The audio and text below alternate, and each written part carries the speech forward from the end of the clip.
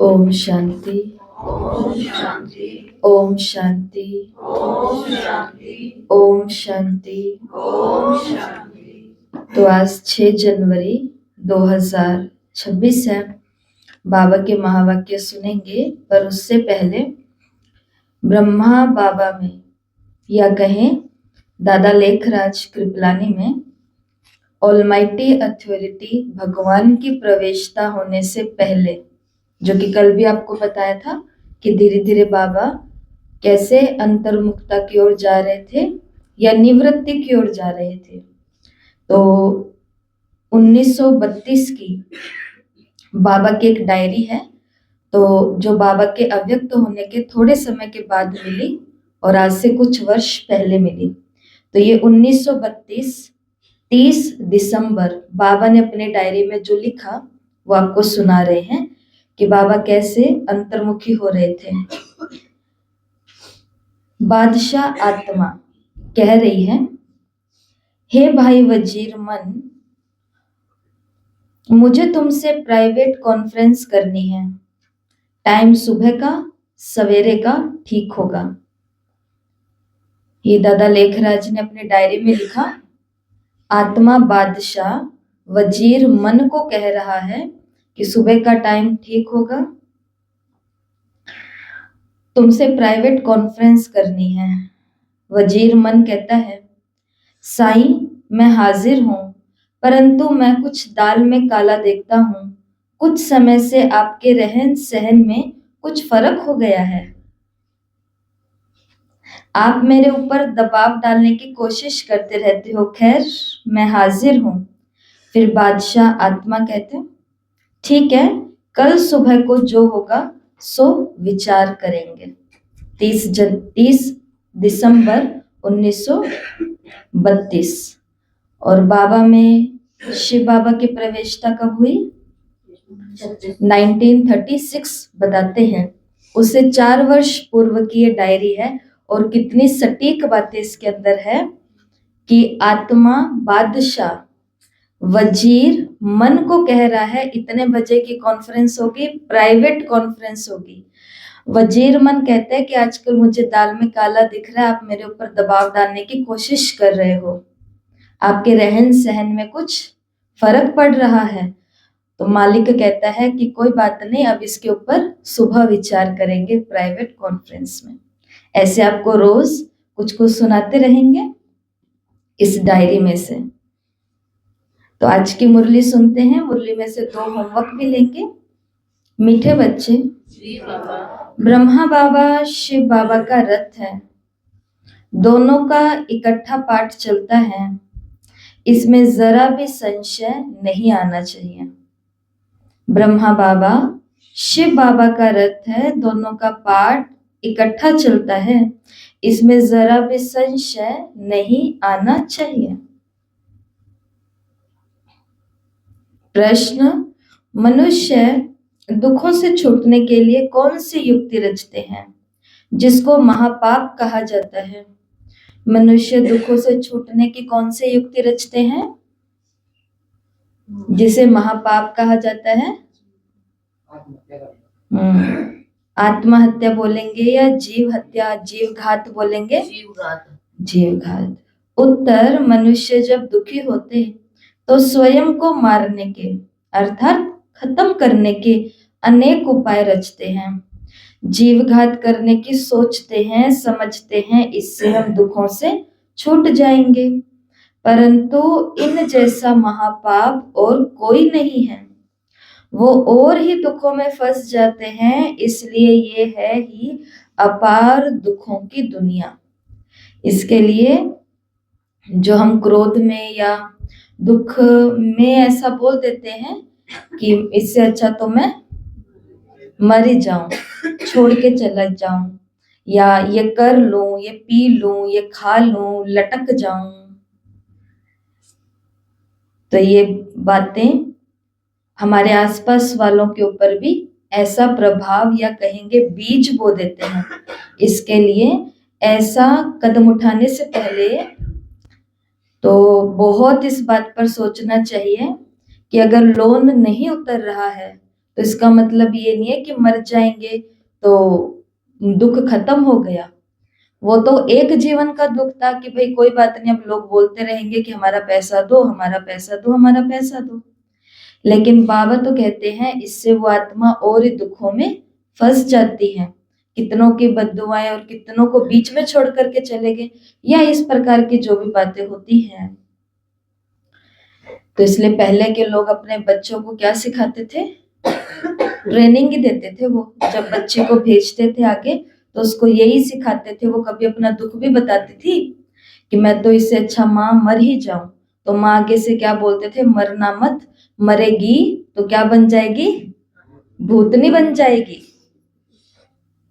इसके लिए हजारों साल पीने के लिए पानी नहीं मिलेगा, खाना नहीं मिलेगा, शरीर नहीं मिलेगा, भटकती रहेगी। तो क्यों मरना तेरे को?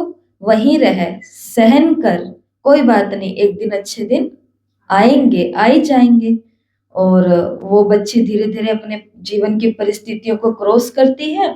एक उम्र आने पर वो क्या हो जाती है? सुखी हो जाती है। और वो माँ तो गुजर चुकी होती है, लेकिन उस गुजरी हुई माँ की शिक्षा को हमेशा याद रखती है कि भाई उन्होंने कहा था तो आज मेरा ये जीवन सुखी हो गया। समझ में आई? इसलिए आज बाबा ने क्या कहा? दुखों से छूटने का ये रास्ता बिल्कुल भी अच्छा नहीं है। ओम शांति। ओम शांति। ओम शांति। ओम शांति। बच्चों से बाप पूछते हैं, आत्माओं से परमात्मा पूछते हैं। ये तो जानते हो हम परमपिता परमात्मा के सामने बैठे हैं, उनको अपना रथ तो है नहीं। ये तो निश्चय है ना, इस भ्रिकुटी के बीच में बाप का निवास स्थान है। बाप खुद कहते हैं मैं इनकी भ्रिकुटी के बीच में बैठता हूँ, इनका शरीर लोन लेता हूँ। ये डायरी में से आपको क्यों अब सुनाएंगे बातें, या बाबा के अनुभव आपको क्यों बताएंगे कि बाबा की पर्सनैलिटी पहले भी कैसी थी? उसके पीछे का कारण यही है कि हमें भी नहीं पता कि हमारे प्रजापिता ब्रह्मा या भगवान का रथ था कैसा। जब हमें पता चलेगा तो जो लोग ऐसे ही बोल देते हैं कि भगवान इनके तन में क्यों आया, तो आपके पास एक नहीं, आपके पास 100 बातें होंगी बताने के लिए कि भगवान इसके तन में इसलिए ही आया। क्योंकि देखो ये अपने आप के साथ ऐसे बातें करते थे, ये अपनी फैमिली में ऐसे रहते थे, ये अपना काम धंधा ऐसे चलाते थे, और ये भक्ति ऐसे करते थे। पता होगा तो बताएंगे ना कि भगवान का निवास स्थान इनकी भ्रिकुटी के बीच में है। बाप खुद कहते हैं मैं इनकी भ्रिकुटी के बीच में बैठता हूँ, इनका शरीर लोन लेता हूँ। आत्मा भ्रिकुटी के बीच में है तो बाप वही बैठते हैं।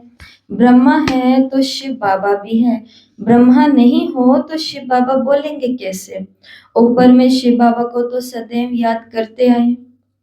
अब तुम बच्चों को पता है हम बाप के पास यहाँ बैठे हैं, ऐसे नहीं कि शिव बाबा ऊपर में है, उनकी प्रतिमा यहाँ पूजी जाती है। ये बातें बहुत समझने की है। तुम जानते हो बाप ज्ञान का सागर है। ज्ञान कहाँ से सुनाते हैं?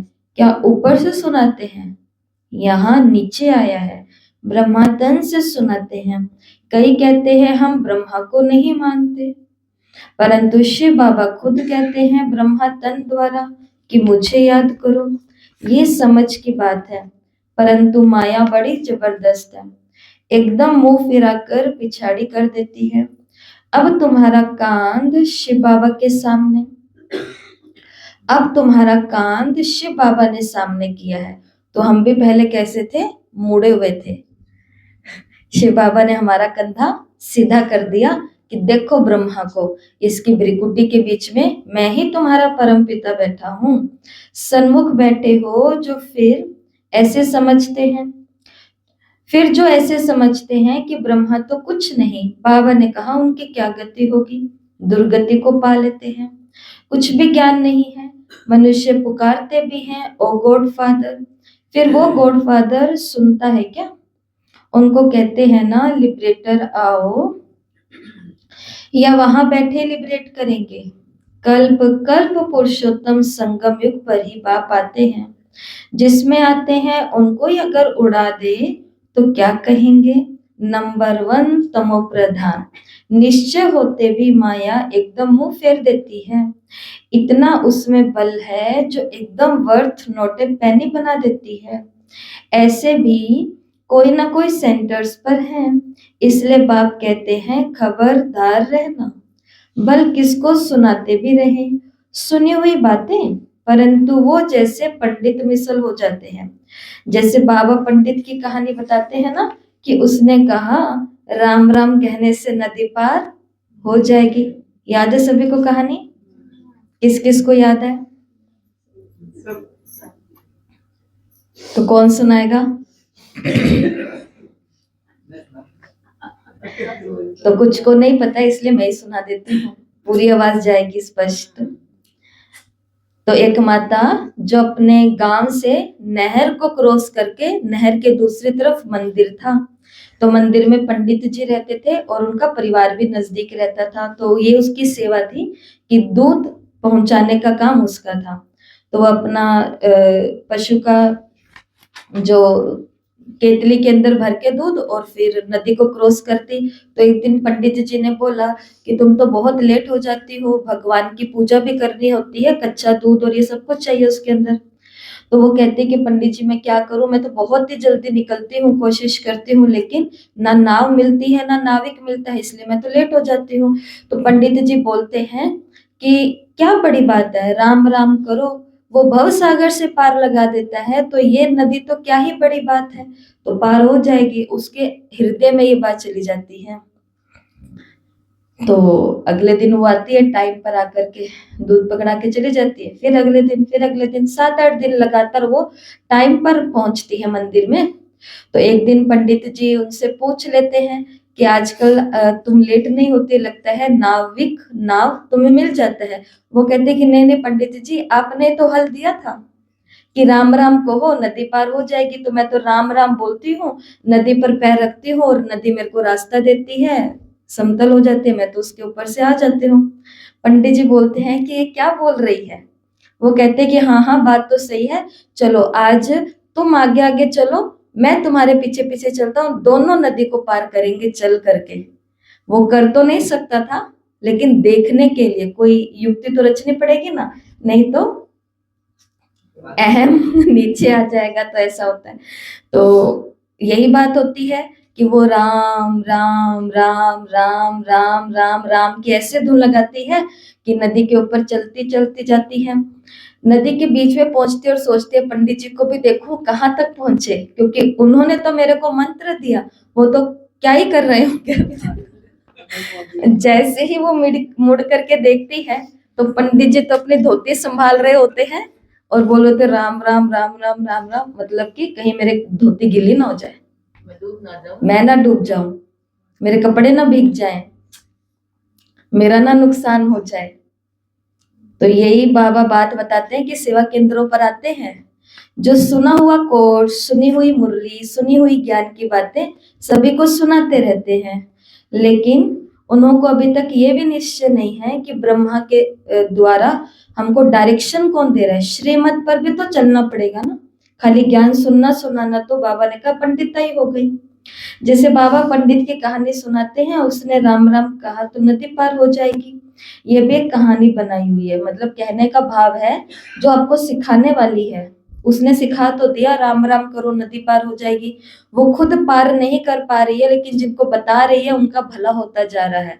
इसलिए बाबा ने कहा जो घर में रहते हैं उनको तो उत्तम श्रेष्ठ बनना ही है, लेकिन जो सेवा केंद्रों पर रहते हैं वो ये ना समझें कि हम सेंटर पर आ गए, सफेद साड़ी पहन ली, संदली मिल गई, हाथ में मुरली मिल गई, सब दीदी दीदी दीदी हमें बोल रहे हैं, तो हमारा तो उद्धार हो गया।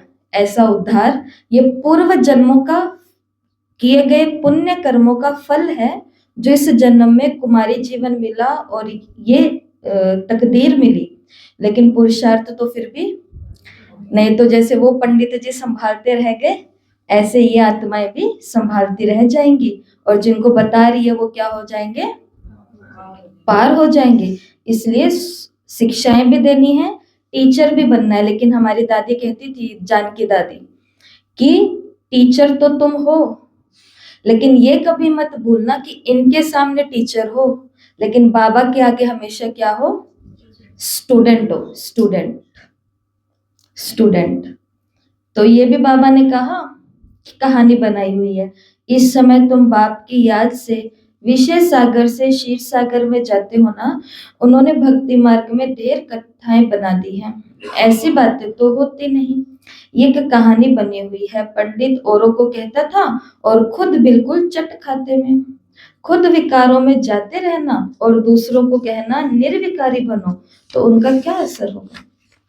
ऐसे ब्रह्मा कुमार ब्रह्मा कुमारियां हैं, खुद निश्चय में नहीं है और दूसरों को सुनाते रहते हैं, इसलिए कहाँ कहाँ सुनाने वाले से सुनने वाले तीखे चले जाते हैं। बाबा ने कहा ना कि जब लास्ट में विनाश और ये सब कुछ हो जाएगा, तो बाबा तुमसे ये नहीं पूछेगा कि सेंटर कितने खोले, कुमार को ब्रह्मा कुमार कितना बनाया, कितनी कुमारियां तैयार की, कितनी गीता पाठशालाएं खोली, कितना धन लिया, कितना ये किया, कितना वो किया। बाबा क्या पूछेगा, बाप समान कितनों को बनाया, बस। और बाप समान बनाना तो वो आत्मा कहीं पर भी बैठ करके कर सकती है जो खुद बाप के समान बन रही है। बाबा यही पूछने वाला है, और हम सभी कहाँ भाग रहे हैं। उन्होंने ये बनाया, उन्होंने ये लाया, उनके पास इतना आया, वो आजकल वहां है, वो आजकल वहां है, अरे उनका तो क्या हो रहा है। भगवान वो तो करना ही है पुरुषार्थ, वो भी कोई कम बात नहीं है, उसके लिए बहुत time, energy, money, health, wealth सब कुछ लगानी पड़ती है।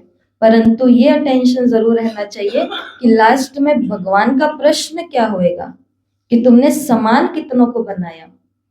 इसलिए क्या बोलते हैं, क्वांटिटी और क्वालिटी दोनों की जरूरत है। तो सुनाने वाले से सुनने वाले तीखे चले जाते हैं, जो बहुतों की सेवा करते हैं वो जरूर प्यारे तो लगते ही है ना। पंडित झूठा निकल पड़े तो उसको कौन प्यार करेगा, फिर प्यार उन पर चला जाएगा जो प्रैक्टिकल में याद करते हैं। अच्छे अच्छे महारथियों को भी माया हप कर लेती है, बहुत हप हो गए। बाबा भी समझाते हैं, अभी कर्मातीत अवस्था नहीं हुई है, एक तरफ लड़ाई होगी, दूसरी तरफ कर्मातीत अवस्था होगी, पूरा कनेक्शन है लड़ाई का और कर्मातीत अवस्था का। फिर लड़ाई पूरी हो जाने से ट्रांसफर हो जाएंगे। पहले रुद्र माला बनती है, ये बातें और कोई नहीं जानते, तुम समझते हो विनाश सामने खड़ा है, अब तुम हो माइनॉरिटी और वो है मेजॉरिटी। बाबा ने कहा तुम हो बहुत थोड़े और वो है बहुत ज्यादा, तो तुमको कौन मानेगा। जब तुम्हारी वृद्धि हो जाएगी फिर तुम्हारे योग बल से बहुत खींच कर आएंगे, और अब वो समय आ गया है। ब्रह्मा कुमारी को सब इनवाइट करते हैं और ब्रह्मा कुमारी के पास सब लोग खींच करके जाते हैं, तो ब्रह्मा कुमारी प्रत्यक्ष हो चुकी है। अब वो समय आ गया है, जितना तुमसे जंक निकलती जाएगी उतना बल भरता जाएगा। ऐसे नहीं कि बाबा जाने जाननहार है, यहाँ आकर सबको देखते हैं, सबकी अवस्थाओं को जानते हैं। बाप बच्चों की अवस्था को नहीं जानेगा क्या, सब कुछ मालूम पड़ता है, इसमें अंतर्यामी की कोई बात नहीं है। अभी तो कर्मातीत अवस्था हुई नहीं है, आसुरी बातचीत, चलन आदि सब प्रसिद्ध हो जाते हैं, तुम्हें तो दैवी चलन बनानी है। देवताएं सर्वगुण संपन्न है, अब तुमको ऐसा बनना है। कहाँ वो असुर, कहाँ देवताएं, परंतु माया किसी को भी नहीं छोड़ती है, छुई मुई बना देती है, एकदम मार डालती है। 5 सीढ़ी है ना, देह अभिमान में आने से फिर ऊपर से एकदम नीचे गिरते हैं, गिरा और मरा। आजकल अपने को मारने के लिए भी कैसे कैसे उपाय रचते हैं, 21 मंजिल से कूदते हैं तो एकदम खत्म हो जाए, ऐसा ना हो फिर हॉस्पिटल में पड़े रहें। फिर वो होता है ना, कितना होता है, कोई वो स्प्रे पी लेता है, कोई क्या कर लेता है, तो और कितने सारे जो अंग हैं अंदर के वो खत्म हो जाते हैं, जल जाते हैं, और फिर ना इधर का ना उधर का। बाबा ने कहा दुख भोगते रहे, 5 मंजिल से गिरे और ना मरे, तो कितना दुख भोगेंगे। कोई अपने को आग लगाते हैं, अगर कोई उनको बचा लेते हैं तो कितना दुख सहन करना पड़ता है। जल जाए तो आत्मा तो भाग जाएगी ना, इसलिए जीव घात करते हैं, शरीर को खत्म कर देते हैं। समझते हैं शरीर छोड़ने से दुखों से छूट जाएंगे, परंतु ये महापाप है, नहीं छूटेंगे।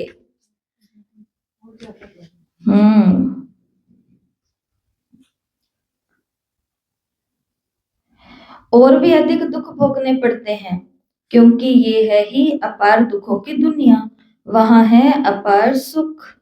तुम बच्चे समझते हो, अभी हम रिटर्न होते हैं, दुख धाम से सुख धाम में जाते हैं।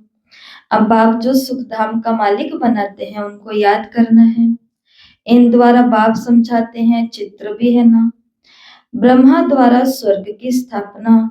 तुम कहते हो बाबा, हम अनेक बार आपसे स्वर्ग का वर्षा लेने आए हैं। बाप भी संगम पर आते हैं, जबकि दुनिया को बदलना है। तो बाप कहते हैं, मैं आया हूं तुम बच्चों को दुख से छुड़ाकर सुख की पावन दुनिया में ले जाने। बुलाते भी हैं, हे पतित पावन आओ। ये थोड़े समझते हैं कि हम महाकाल को बुला रहे हैं। हम बुला रहे थे भगवान को कि तू आ जा और हमको दुखों से छुड़ा दे, लेकिन हमने इनवाइट कर लिया किसको? कालों के काल महाकाल को। बाबा कहते हैं ना कि वो काल तो आता है और एक को ही लेकर के जाता है, और ये महाकाल तो एक को भी नहीं छोड़ेगा। तो तुम बुलाते महाकाल को कि हमको इस छीछी दुनिया से घर ले चलो। जरूर बाबा आएगा। हम मरेंगे तब तो पीस होगी ना। शांति शांति करते रहते हैं, शांति तो परम धाम में है। परंतु इस दुनिया में शांति कैसे हो जब तक इतने ढेर मनुष्य हैं। सतयुग में सुख शांति थी, अभी कलयुग में अनेक धर्म है। वो जब खत्म हो तब एक धर्म की स्थापना हो, तब तो सुख शांति हो ना। हाहाकार के बाद ही फिर जय जयकार होगी। आगे चल देखना। आंखें खुली हुई है ना सबकी? अब सुनो बाबा क्या कह रहे हैं। आगे चल देखना, मौत का बाजार कितना गर्म होता है।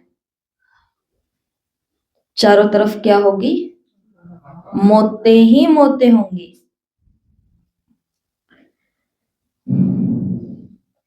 विनाश जरूर होना है। एक धर्म की स्थापना बाप आकर के कराते हैं, राजयोग भी सिखाते हैं।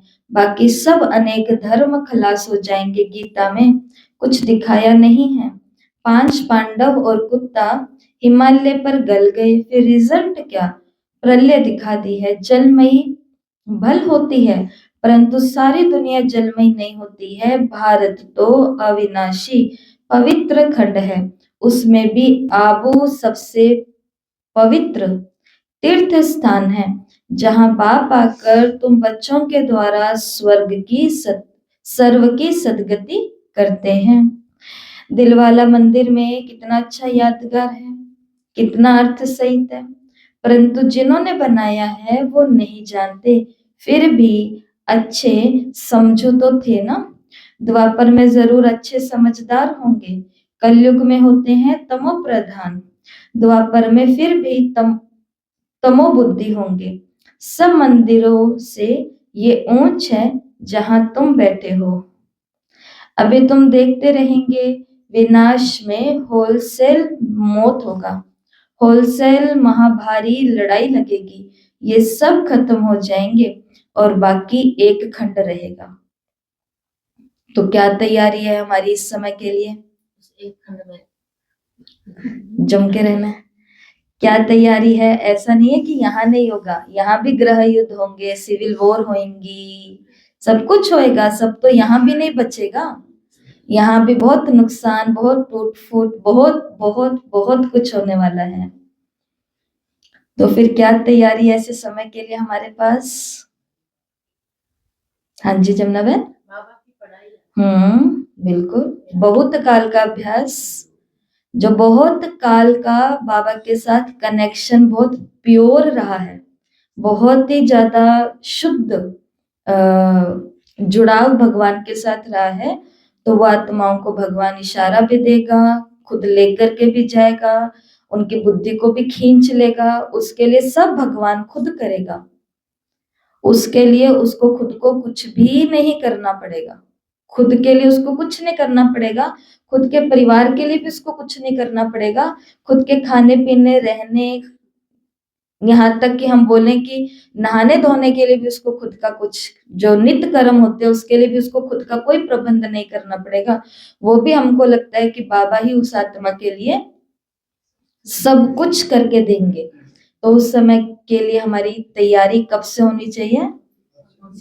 अभी से कर लें, आज से कर लें, इसी घड़ी से कर लें तो बहुत अच्छा है, क्योंकि बहुत काल तो निकल चुका है। 90वें में हम प्रवेश कर रहे हैं।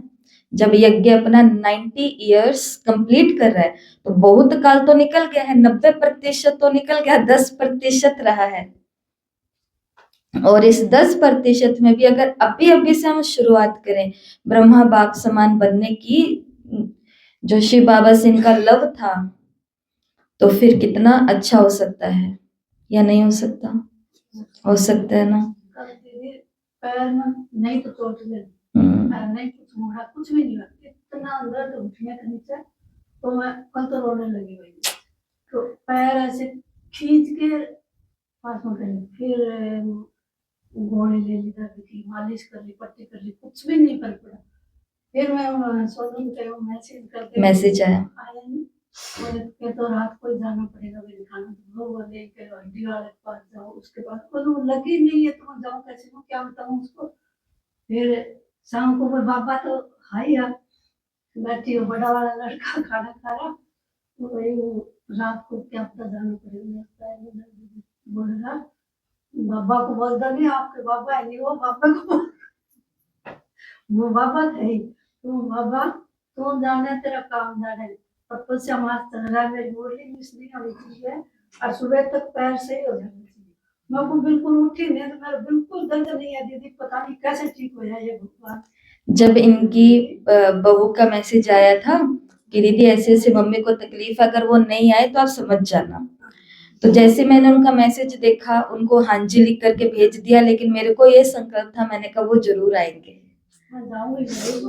क्योंकि ये पक्का था, क्योंकि उनको इतनी तकलीफ गिर गुर करके भी जो आ जाता है, तो वो दर्द तो फिर बाबा उसका क्रॉस करवाएगा और वो हो जाएगा। तो देखो घर वालों को भी पता है इनका बाबा इनका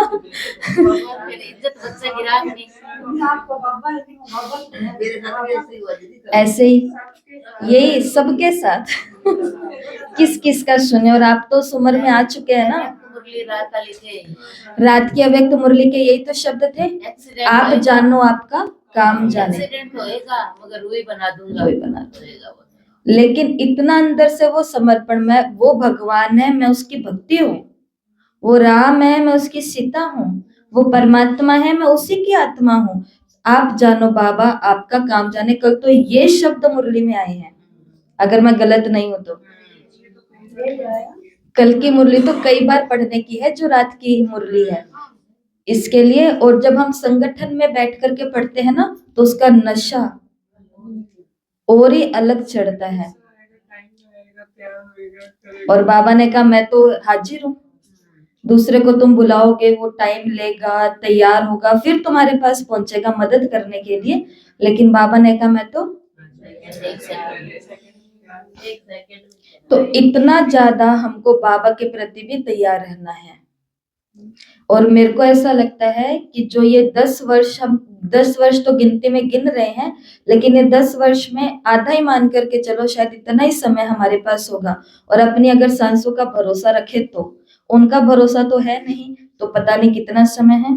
तो आगे समय तो बड़ा ही भयानक आने वाला है, तो उसके लिए अपनी अपनी फैमिली खास, क्योंकि हमारी रग तो है ना उस तरफ, तो अपनी रगों को निकालना भी है, लेकिन साथ ही साथ उनकी रक्षा करने के लिए भी अब कुछ कठोर कदम हमें उठाने पड़ेंगे। अभी देखो तपस्या मास में मैं गिन रही थी कि मैंने तो बहुत कम घंटे गिने, 37.5 घंटे, तो इसमें मैंने मेरा तो लिखा ही नहीं। साथ में 4 आत्माएं जो ऐसे दुकान पर आती हैं, उनको कहा हुआ है कि आप आओ तो 10 मिनट के लिए योग करके चले जाओ। आता जाता कोई भी व्यक्ति योग कर करके जा रहा है। ये बात अनजान आत्माओं को भी पता है कि अभी ये जो इनका 1 महीना है ना, यहाँ पे सिर्फ योग ही योग चलता है। बस आओ, बैठो, बाबा को देख लो और चले जाओ, क्योंकि वो उसका भी अनुभव करते हैं। तो इन चीजों में हमें अपने परिवार को भी लाना चाहिए। जैसे हमने अपना टाइम फिक्स किया है, ऐसे बहुत प्रेम स्नेह के साथ उनका भी टाइम फिक्स कराना चाहिए, क्योंकि आत्मा स्वयं ही स्वयं का रक्षक है, स्वयं ही स्वयं का भक्षक है। दोनों शब्द हैं। सुत्ते बाबा ने क्या कहा कि बाबा कहते हैं कि देखो, होलसेल महाभारी लड़ाई तो लगेगी, सब खत्म हो जाएंगे, बाकी एक खंड रहेगा भारत, बहुत छोटा होगा, बाकी सब खलास हो जाएंगे। स्वर्ग कितना छोटा होगा। अभी ये ज्ञान तुम्हारी बुद्धि में है, कोई को समझाने में भी देरी लगती है। ये है पुरुषोत्तम संगम युग। यहाँ कितने ढेर मनुष्य हैं और वहां कितने थोड़े मनुष्य होंगे, ये सब खत्म हो जाएंगे। एक आत्मा को पिछले 13 वर्ष से एक ही बात समझा रहे हैं, मेडिटेशन करो, मेडिटेशन करो, थोड़ा ही कर लो।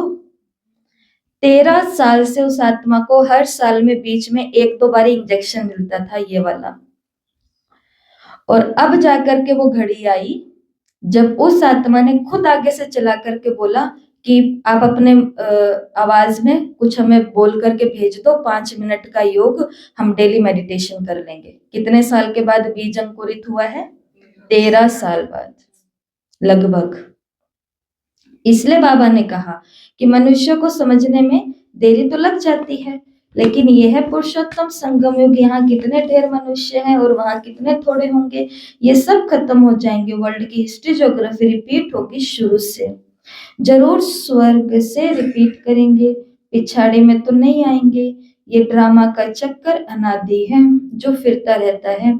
इस तरफ कलयुग है, उस तरफ सतयुग है, हम संगम पर हैं। ये भी तुम समझते हो।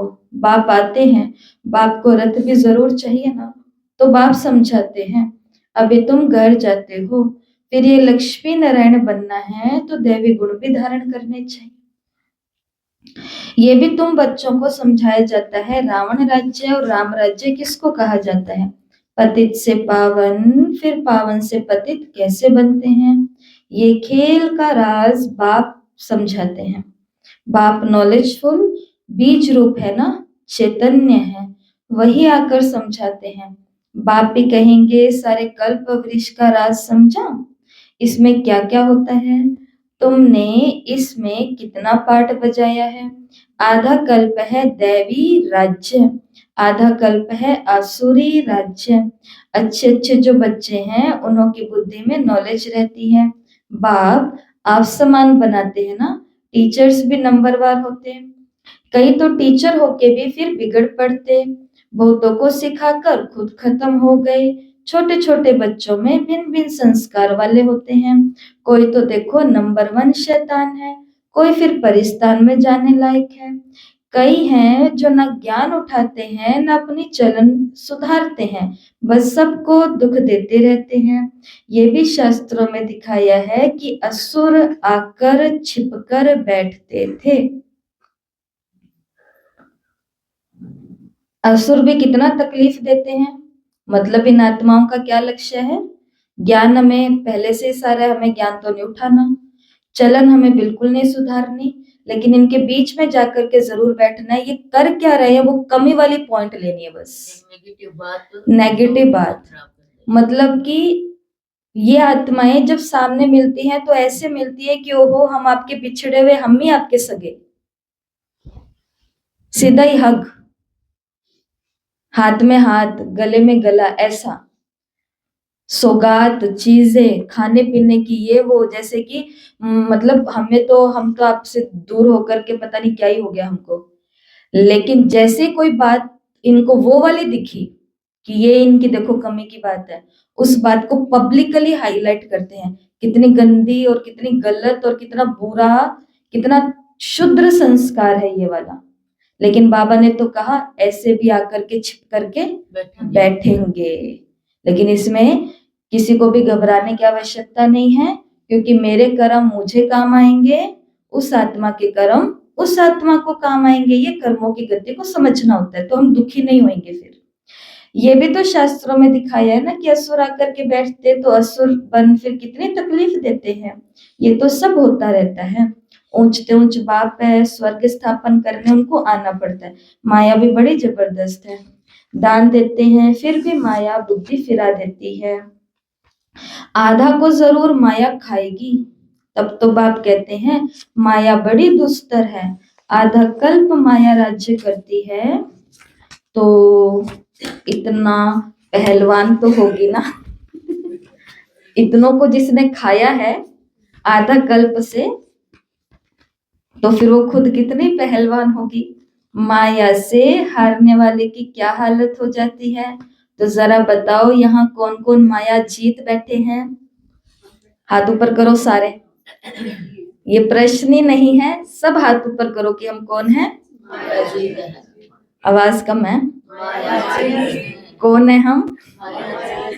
कौन है हम? कौन है? कौन है? माया जीत है। माया भाग जाती है। लात मार के उसको कहो कि हम तेरे खाने लायक नहीं हमें थोड़े तपस्या करने दो। हम तो इसको कहते हैं 2500 साल बाद में। 2500 साल बाद बहन तुझसे मुलाकात होगी, एक बारी बख्श दे। पूरे बन रहे हैं। साल बाद मिली बहन। अच्छा, मीठे मीठे सिकिलते बच्चों प्रति माता पिता बाप दादा का याद प्यार और गुड मॉर्निंग। रूहानी बाप की रूहानी बच्चों को नमस्ते। हम रूहानी बच्चों की रूहानी माता पिता बाप दादा को याद प्यार, गुड मॉर्निंग, ओम शांति। शुक्रिया बाबा, शुक्रिया, वाह बाबा वाह। धारणा के लिए मुख्य सार। पहला, कभी भी छुई मुई नहीं बनना। दैवी गुण धारण कर अपनी चलन सुधारनी है। दैवी गुण धारण कर अपनी चलन सुधारनी है। दूसरा, बाप का प्यार पाने के लिए सेवा करनी है। बाप का प्यार पाने के लिए सेवा करनी है। लेकिन जो दूसरों को सुनाते वे स्वयं धारण करना है। बाबा ने कहा सेवा तो करनी है तो बाबा हमसे ज्यादा प्यार करेगा, लेकिन जो दूसरों को सुनाते वे स्वयं धारण करना है। कर्मातीत अवस्था में जाने का पूरा पूरा पुरुषार्थ करना है। कर्मातीत अवस्था में जाने का पूरा पूरा पुरुषार्थ करना है। ठीक है। मुरली को लिखने का तरीका सबको मालूम है ना। जो मेन मेन पॉइंट्स है कीवर्ड्स के रूप में उनको लिखो। आपको सारी मुरली उसको बस देखते ही याद आ जाएगी। जैसे कि मुरली में लिखा छुई मुई, इतना लिख लो बस। तो घर जाके जब नोटबुक खोलेंगे तो अपने आप याद आएगा कि मैंने आज छुई मुई क्यों लिखा था, क्योंकि बाबा ने कहा नहीं बनना ऐसा। फिर लिखो कि चलन सुधारना, तो ऑटोमेटिक इससे क्या होएगा, खुद की हम परीक्षा भी ले सकते हैं। और नहीं तो फिर हमारे पास मुरली तो मोबाइल में होती ही है, उसमें हम चेक भी कर सकते हैं। जैसे कर्मातीत अवस्था में जाने का पूरा पूरा पुरुषार्थ करना है, तो यहाँ पे आप कर्मातीत अवस्था और साथ में लिख लो पुरुषार्थ। वरदान, साकार रूप में बाप दादा को सन्मुख अनुभव करने वाले। साकार रूप में बाप दादा को सन्मुख अनुभव करने वाले। कंबाइंड रूपधारी भव। कंबाइंड रूपधारी भव। देखो आज बाबा ने हमको क्या वरदान दिया है। जैसे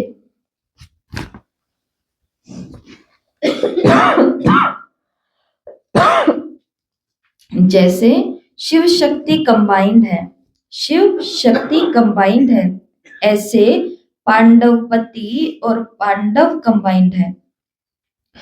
जो ऐसे कंबाइंड रूप में रहते हैं उनके आगे बाप दादा साकार में सर्व संबंधों से सामने होते हैं उनको ये नहीं लगता कि बाबा हमारे सामने, नहीं उनको लगता है साकार में है।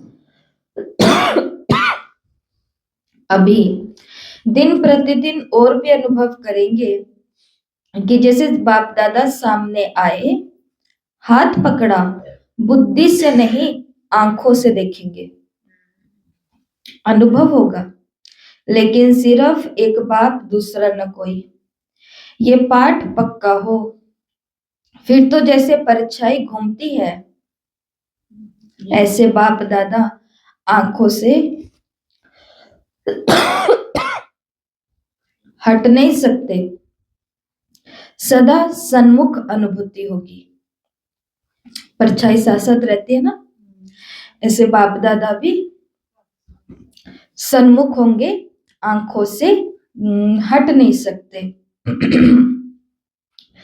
स्लोगन है, माया जीत प्रकृति जीत बनने वाली श्रेष्ठ आत्मा ही, माया जीत प्रकृति जीत बनने वाली श्रेष्ठ आत्मा ही स्व कल्याणी व विश्व कल्याणी है। माया जीत और प्रकृति जीत, कौन सी प्रकृति? बॉडी सबसे पहले, कर्म इंद्रिया, फिर ज्ञानेन्द्रिया, फिर हमारी ये सूक्ष्म तीनों इंद्रिया, मन बुद्धि और संस्कार, फिर ये बाहर के मौसम, खान पान, रहन सहन। तो जो इनके ऊपर जीता, माया के ऊपर जीता, वही श्रेष्ठ आत्मा स्व कल्याणी और विश्व कल्याणी। आज तारीख है 6 और अव्यक्त मास के लिए विशेष पुरुषार्थ है, फिर आज का होमवर्क भी लेंगे। तो स्वमान जो मधुबन से आया है वो तो यही है कि मैं ब्रह्मा बाप समान सर्व बंधनों से मुक्त जीवन मुक्त आत्मा हूं, और हम स्वमान लेंगे कि मैं ब्रह्मा बाप समान कंबाइंड स्वरूपधारी हूं, मैं ब्रह्मा बाप समान कंबाइंड स्वरूपधारी हूं। और इसका बहुत जबरदस्त उदाहरण है ब्रह्मा कुमारी, इसके जितने भी सेवा केंद्र हैं, उन सभी सेवा केंद्रों के अंदर, उन सभी सेवा केंद्रों में जो आपको बड़ा सारा बाबा का चित्र दिखाई देता है, ये चित्र यहाँ क्यों लगाया है? ये लोगों को ये बताने के लिए नहीं कि ये हम इनको फॉलो करते हैं, ये खुद को बताने के लिए कि मेरे को भी जैसे ब्रह्मा बाबा ने सदा अपने ऊपर किसको याद रखा? शिव बाबा को। दोनों अलग नहीं है, दोनों सदा साथ जुड़े रहे। ऐसे मुझे भी बाबा के साथ कंबाइंड रहना है, किन की तरह? ब्रह्मा बाबा की तरह। तो आज का स्वमान, मैं ब्रह्मा बाप समान कंबाइंड स्वरूप धारी आत्मा हूं। तो चलते फिरते अपने ऊपर भी किसको देखना? शिव बाबा के प्रकाश, लाइट, माइट, उनकी उपस्थिति को। और आज का योग अभ्यास है, मैं आत्मा देह के बंधन से मुक्त बाप दादा के छत्र छाया के नीचे जीवन मुक्त स्थिति का अनुभव कर रही हूँ। सभी आत्माओं के बंधन समाप्त हो रहे हैं। ठीक है, स्वमान है, कंबाइंड स्वरूपधारी हूँ। और जब यहाँ पर योग में बैठेंगे तो भले घर में चाहे कर्म में आएंगे, तो क्या अनुभव करना है? बाबा की छत्र छाया के नीचे हूँ, और जो ये शक्तियां निकल रही है इससे सभी के बंधन, सभी बंधनों से मुक्त हो रहे। देखो आत्मा आज किन किन बंधनों में है, हम ज्यादा दूर नहीं जाएंगे, हम अपने और अपने लौकिक के केवल उन बंधनों को देखते हैं।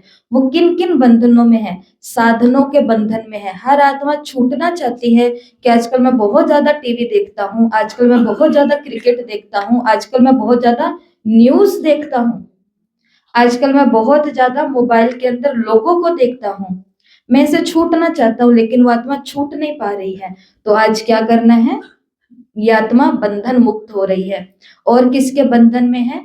अपनी इच्छाएं, तृष्णाएं, कपड़े भरे पड़े हैं, लेकिन वो आत्मा इस बंधन में है कि जैसे नया कुछ आया मेरे को तो पहनना है, जैसे नया कुछ आया मेरे को तो लगाना है। साफ उसको महसूस हो रहा है, साफ हमको महसूस हो रहा है कि आत्मा एक बंधन में बंध चुकी है, क्योंकि मैं जितना क्या कहते हैं उसे अपडेट रहूंगी, उतना ही लोग मेरी तरफ देखेंगे, थोड़ा मेरा कुछ पूछेंगे, कुछ अटेंशन देंगे, आदि आदि। ये भी बहुत सूक्ष्म चीजें होती जा रही है, अगर आप ये चीजें समझते होंगे परिवार में तो। चिंता के बंधन में वो कहते हैं कि कोई चिंता की बात ही नहीं है, लेकिन बस मेरे को तो चिंता होती रहती है, तो वो आत्मा बंधन में है। फिर उनके निजी विकार जो है आपको पता चल रहे होंगे, तो वो आत्मा अपने गुस्से से, विकार से, दृष्टि, वृत्ति, कृति जो बुराई की तरफ जा रही है उससे मुक्त होना चाहते हैं, तो इधर से भेजते हुए फिर पूरे संसार में भेजना कि सभी आत्माएं के बंधन समाप्त हो रहे हैं। और आज की धारणा जो हमें करनी है वो क्या है? खाने के बदले में बारे की चीजें खाना खाना खाना। मतलब शरीर छूट जाते हैं, रोग आ जाते हैं, लीवर और ये सब डैमेज हो रहे हैं, लेकिन इसको जो टेस्ट मिल गया है और क्विक, घर पे भी बना सकते हैं वो स्वादिष्ट हम, लेकिन उसमें थोड़ी मेहनत लगेगी, थोड़ा टाइम लगेगा, थोड़ा टेंशन देना पड़ेगा, बिगड़ने के भी रिस्क है, बर्तन होंगे, चौका साफ, और घर वालों से सुनना भी पड़ जाएगा कि क्यों नुकसान करते हो तुम नई नई चीजें ट्राई करके, लेकिन बदले में हमें स्वास्थ्य तो जरूर मिलेगा, इतना है।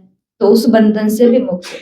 ठीक है, तो आज की धारणा है स्वयं देह भान के बंधन से मुक्त रहते अन्य आत्माओं को बंधन मुक्त करने में मदद करना है। देह का भान, मैं मम्मी हूँ, मैं चाची हूँ, मैं नानी हूँ, मैं दादी हूँ, मैं बुआ हूँ, मैं सासू हूँ, मैं बहू हूँ, मैं औरत हूँ, मैं बूढ़ी हूँ, मैं जवान हूँ। इस देह के भान, अभिमान नहीं कहा बाबा ने, भान कहा है, भान। तो इस देह के भान से आज खुद को क्या करना है? जैसे ब्रह्मा बाबा जब 78 साल के थे, तब डॉक्टर ने, आबू के डॉक्टर ने ब्रह्मा बाबा को कह दिया था, यज्ञवत्सों को कह दिया था कि बाबा को बहुत बीमारी हो गई है अंदर शरीर में, इसका इलाज सिर्फ मुंबई में जाके इस फलाने फलाने हॉस्पिटल से और फलाने फलाने डॉक्टर से, जो विदेशी डॉक्टर है, स्टॉक उनका नाम था पूरा, तो उनके पास ही हो सकता है। सारे यज्ञवत्स एकदम गंभीर हो गए, क्योंकि अगर बाबा को ये डॉक्टर मुंबई भेजने को कह रहा और इलाज वही होगा, तो पता नहीं ये बीमारी बाबा के अंदर क्या कर रही है। बाबा जा रहे हैं, पर आगे क्या होने वाला है, हमारा क्या होगा, यज्ञ का क्या होगा। 78 साल में ये रिस्क था, लेकिन वो आत्मा इस भान से भी ऊपर थी कि मैं बुजुर्ग होता जा रहा हूँ, बीमारी को अंदर लेकर के बैठा हूँ, या जो भी है। और बाबा 93 इयर्स के थे तब तक अच्छे भले रहे। उन्होंने रखा खुद को ऐसा, चाहे कितना भी कष्ट था, कितनी भी तकलीफ थी। तो इसके लिए देह भान के बंधन से खुद को मुक्त करना आज की हमारी यही धारणा है, और औरों को भी बंधन मुक्त करना आज के अव्यक्त इशारे हैं। जब आप अभी जीवन मुक्त बनो, तो आपके जीवन मुक्त स्थिति का प्रभाव जीवन बंद वाली आत्माओं का बंधन समाप्त कराएगा। तो अपडेट कब होगी? जब सब जीवन मुक्त होंगे, कोई बंधन नहीं। सब बंधनों में पहला बंधन है देह भान का बंधन, उससे मुक्त बनो। देह नहीं तो दूसरे बंधन स्वतः ही खत्म हो जाएंगे। अगर ब्रह्मा कुमारियां सोचती कि मैं तो लड़की हूं, तो ये जो सेवाएं वो कर रही हैं, क्या वो कभी कर पाती? मैं तो कम पढ़ी हुई हूँ, मेरे को तो हिंदी भी ढंग से नहीं बोलनी आती, इंग्लिश भी नहीं आती, मुझे तो पता ही नहीं पैसे का लेन देन क्या होता है, खाना कैसे बनाना होता है, क्योंकि मैं तो बच्ची हूँ, मैं तो लड़की हूँ। लेकिन नहीं, उस भान से सदा क्या रहो ऊपर, तो और बंधन भी बाबा ने कहा खत्म हो जाएंगे। ठीक है, और आज का एक होमवर्क है, वो ले लो, चेकिंग का होमवर्क है, रात को बस चेक करना है हमें, अच्छा होमवर्क है। तो रात को डायरी में लिखना है कि आज मैंने इनमें से कौन सा गुण अपनाया। जैसे कि आज मुरली में बाबा ने कहा छुई मुई नहीं बनना है, चाहे कोई भी स्थिति आए। आज पूरा दिन में हमारा अपमान होए, कोई हमारी बात ना माने या हमें उल्टा जवाब दे, ये तो होता है ना, खास माताओं के साथ तो ये रोज की परीक्षा हो जाती है। कभी कभी आपको उल्टा जवाब मिल जाता है। बच्चे को आपने कहा कि जाओ ये सामान ला दो, बच्चा आगे से उल्टा जवाब में क्या कहता है, क्यों मम्मी आप भी तो उधर ही जा रहे हो, आप ले आओ, बल्कि आते हुए मेरे लिए भी ये ला देना। या मम्मी ने पूछा कि अच्छा घर आ गए, वो तो खुश होके पूछा उसने, वो आगे से क्या बोल देते हैं बच्चे, नहीं अभी रास्ते में ही हैं, बोल देते हैं ना कभी कभी। अच्छा उठ गए, नहीं अभी हम नींद में ही हैं। अच्छा चाय बना दूं, नहीं मत बना, मैं अपने आप ही बना लूंगा। ऐसे उल्टे उल्टे जवाब कभी कभी मिल जाते हैं ना, तो चाहे अपमान होए, चाहे उल्टा जवाब मिले, और चाहे कोई हमारी बात ना माने, तो बस ये चेकिंग करनी आज कि उसमें मेरा रिएक्शन क्या था, उसमें मेरा रिएक्शन क्या था, छुई मुई बनने का था या स्थिर रहने का था। बस इतनी सी चेकिंग करनी है और रात को बाबा को सच्ची सच्ची बता देना। उससे अगर आपके मन में कोई बात ठहरी है तो रात को बाबा वो बात सुन लेगा और आपको निश्चिंत कर देगा। ओ छुई मुई, टच मी नॉट, मुझे कुछ मत कहो, ऐसा स्वभाव नहीं बनाना, क्योंकि जिस कर्म भूमि पर हम आए हैं, ऊपर से जिस ज्ञान मार्ग में हम आए हैं, वहां पर हमें रोज कुछ ना कुछ सुनने को मिलेगा मिलेगा मिलेगा मिलेगा और मिलेगा। फीलिंग नहीं लानी, अपने आप को कठोर बना लो, मजबूत बना लो। अगर उन्नति को पाना है तो ये पक्का गठबंधन कर लो अपने साथ में। ओम शांति। 3 मिनट। अच्छा पहले हाजरी लेंगे।